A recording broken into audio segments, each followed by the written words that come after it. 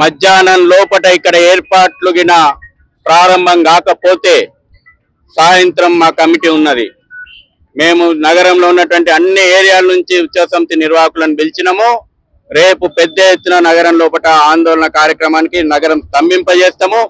ఎక్కడి గణపతి మండపాలు అక్కడనే మేము గుళ్ళు కడతాం.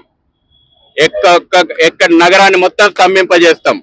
కాబట్టి వాళ్ళ అల్టిమేటం ఇస్తా ఉన్నాం. మధ్యాహ్నం లోపట ప్రభుత్వం సరైనటువంటి ఏర్పాట్లు ఎప్పుడు ప్రతి సంవత్సరం ఎట్లా ఏర్పాట్లు చేస్తుందో ఆ ఏర్పాట్లు చేయాల్సిందే.